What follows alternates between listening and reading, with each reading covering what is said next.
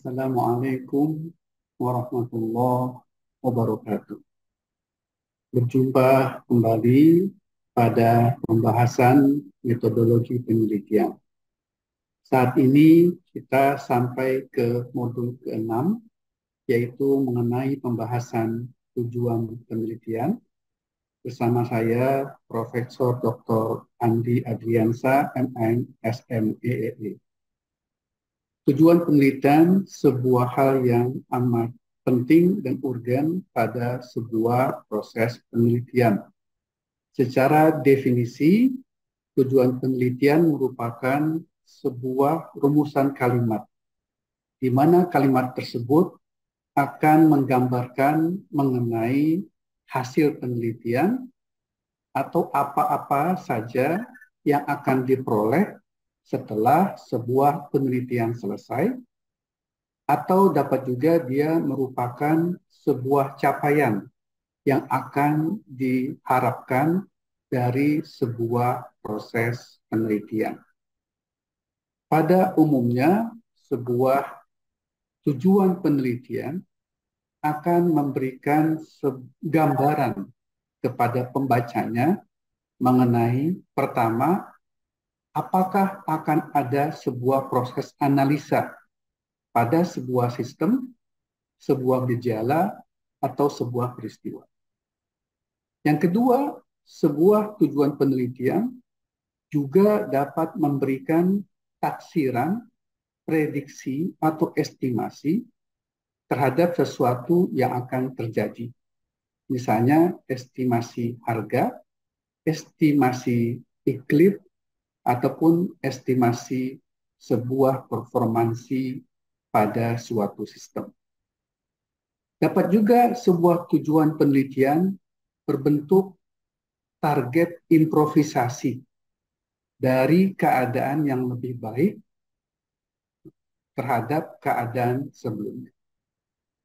Yang keempat, ini terjadi pada umumnya penelitian yang berbasis eksak, yaitu merancang atau mendesain sistem di mana sistem tersebut mengerjakan, memproses sebuah masukan untuk menghasilkan sebuah keluaran yang lebih baik dari sistem sebelumnya.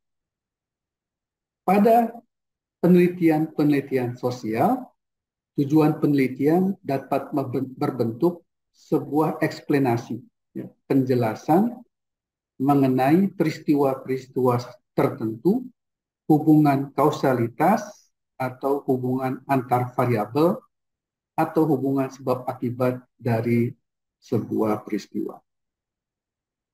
Pada umumnya, sebuah rumusan tujuan penelitian dapat dituliskan dalam dua bentuk, baik dalam bentuk kalimat aktif atau dalam bentuk kalimat pasif. Pada kalimat aktif, misalnya menggunakan kata-kata memahami, menemukan, mengetahui, menjelaskan, menguraikan, merancang, merencanakan, dan sebagainya. Jika berbentuk kalimat pasif, biasanya didahului dengan kata-kata agar dapat diketahui, atau dengan kata-kata lain seperti agar dapat dijelaskan, dan semisalnya. Sebuah tujuan penelitian ketika dituliskan dalam sebuah paragraf, biasanya dimulai dengan kata-kata maksud atau tujuan penelitian ini adalah 1, 2, 3, dan seterusnya. Secara teknis, tujuan penelitian harus memiliki hubungan yang kuat terhadap perumusan masalah.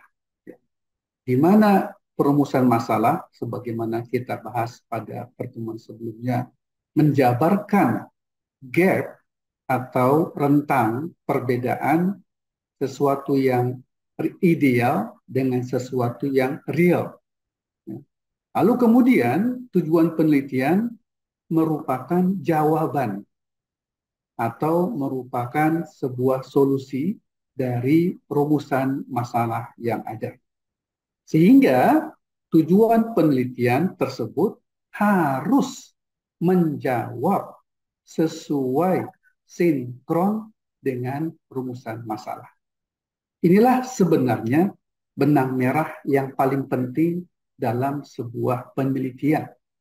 Ada rumusan masalah dan ada tujuan penelitian yang menjawab masalah-masalah yang dipaparkan. Sebagai sebuah contoh, saya tampilkan paper, ini ada di artikel ilmiah yang berjudul Dual Frequency Microwave Resonance Sensor to Detect Non-Invasive Glucose Level Change through the Fingertip. Saya tampilkan paragraf kedua dari paper tersebut, di mana pada umumnya paragraf kedua sebuah paper menggambarkan masalah. Pada cetak merah yang tebal, ada beberapa masalah yang disampaikan oleh penulis. Misalnya painful, the risk of blood-related infection, dan border to perform repeated tests pada saat penggunaan invasif glucose level. Nah, pada paragraf berikutnya, paragraf ketiga misalnya, ada kata-kata overcome atau kadang-kadang menggunakan address, di mana ini adalah tujuan dari permasalahan yang disampaikan pada paragraf sebelumnya. Pada bagian ini disebutkan to overcome this distress, artinya untuk menyelesaikan masalah-masalah yang ada. Apa itu? Dengan merancang sebuah non-invasive patient-friendly device. Lalu terdapatlah pada paragraf ini kata-kata simple, cost-effective, painless, convenient device, dan seterusnya. Sekali lagi, contoh ini menggambarkan sebuah sinkronisasi dan jawaban dari sebuah masalah dan tujuan yang ingin dicapai. Contoh lain adalah judul pada sebuah tesis, desain optimalisasi sistem pencahayaan solar tube dan lampu dengan controller GA-PID. Pada bagian perumusan masalah disebutkan dua masalah dengan menggunakan kata tanya bagaimana. Lalu kemudian pada tujuan penelitian dikatakan atau digunakan kata-kata merancang. Kita bisa lihat pada penulisan tujuan penelitian menjawab masalah pada saat menuliskan perumusan masalah. Ada pengendali PID yang optimal, maka pada tujuan penelitian ada metode genetik algoritma atau GA untuk mendapatkan pengendali PID yang optimal. Ada kata-kata stabilisasi pada 350 lux, pada tujuan penelitian juga demikian. Ada kata-kata masalah proses penghematan energi pada perumusan masalah, maka pada tujuan penelitian juga dituliskan mengenai penghematan energi yang optimal. Sekali lagi, ini menggambarkan sinkronisasi masalah dengan tujuan. Demikian pembahasan kali ini. Diucapkan terima kasih. Wassalamualaikum warahmatullahi wabarakatuh.